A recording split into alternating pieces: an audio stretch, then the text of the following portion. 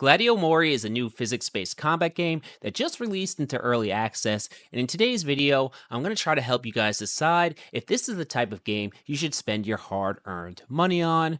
If you've ever played a game like X-Anima, We Who Are About to Die, or Half Sword, then you're going to be familiar with what physics-based combat is. However, if you haven't, in a game like Gladio Mori, every interaction in the game is based on a complex physics-based system. If you miss a strike, your momentum, it may cause you to become unbalanced or even fall down. If you want to block a hit, your weapon actually has to intercept the attack that's coming at you. You can use an attack to swipe your enemy's weapon off to the side and then come back with the opposite directional attack to get a kill when your enemy has no way of defending yourself. You can use a long halberd or a pole weapon to unbalance them by striking them at their feet and getting it stuck and dragging them around, and then you can go up top and hit them in the head for a kill. With physics-based combat, it's incredibly complex, and it's also incredibly rewarding, and the amount of interactions you can have in the game and see is pretty much limitless. Or you can tailor your experience basically to your liking. You can either become a 1 versus 1 dueling expert. If you're really good, you can take on multiple enemies at a side, or you can go all out in a free-for-all competition to be the last one standing. The game even supports multiplayer online with up to 4 players, or you could do it locally on your PC. Now let's talk about what type of players are going to be interested in this type of game. So if you're someone who enjoys physics-based games like X-Anima or just sword fightings in general, and combat is really the selling point for you, you're going to be interested in this game, and I think you're going to really enjoy it.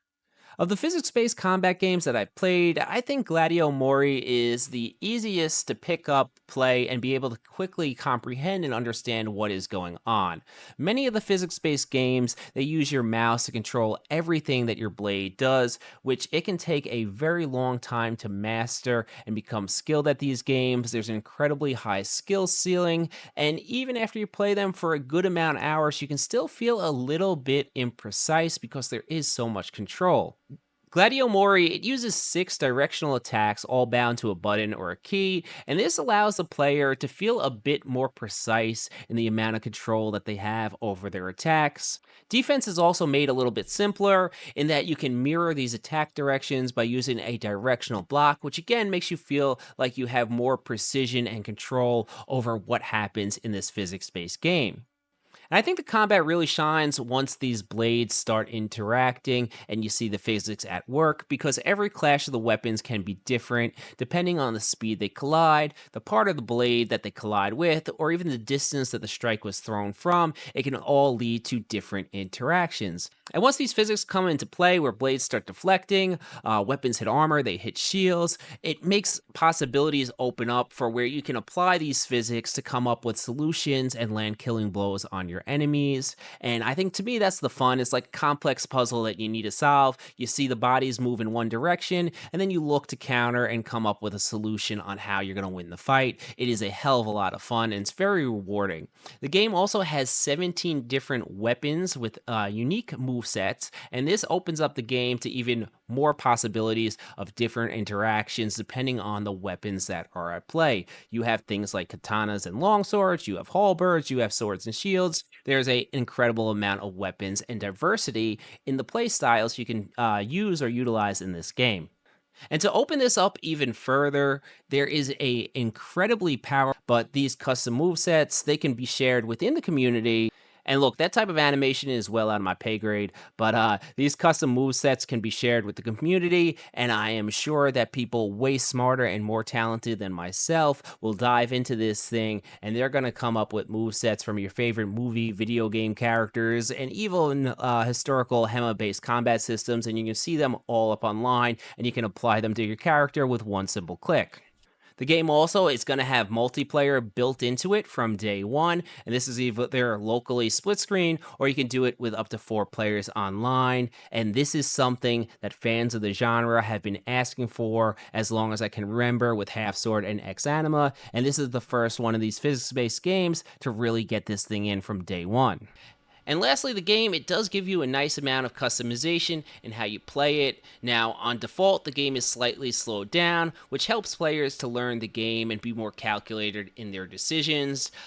Think of it almost like a strategy game when you're playing it slowed down. You have a lot of time to react and think about your next move based on how the bodies react. However, slowed down gameplay, it's not for everyone, and you can adjust it up or down as you like. Personally, I have more fun playing with it on the 1.0 or normal combat speed. Now, my channel, it's obviously based on medieval sword fighting games, so to me, this game is addicting, and it's a great entry into the genre, and I think it's the most accessible physics-based combat game that we've seen yet, but these games are not for everyone, so let me talk about why this game might not be for you. Now, let's start with the most obvious thing, what you've been staring at for the past several minutes, and that is the visuals. If you're someone who cares deeply about how a game looks, this is probably not the game for you at this point in time.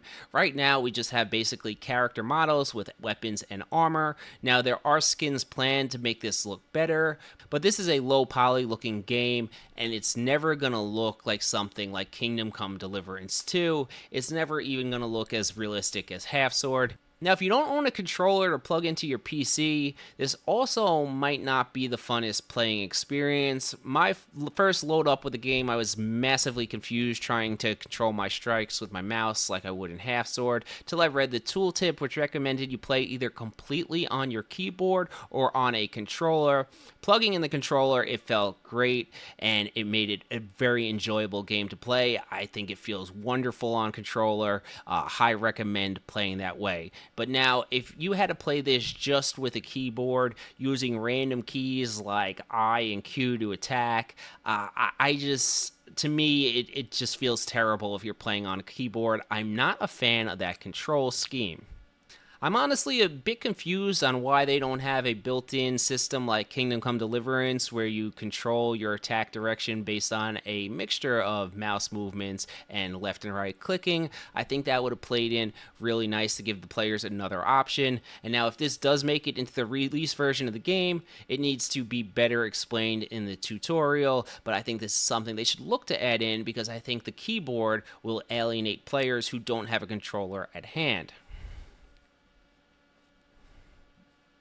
And now there are usually two types of gamers: the ones who read all the lore, watch all the cutscenes, and want to see everything that is possible in the game, and then you have those who skip all that and they just want to kill shit. There is no story mode or really purposeful game modes to Gladio Mori other than just getting in there and engaging in combat. So if you need more from a game than just fighting, you're probably going to lose interest in this quickly, as that is the main component of this game.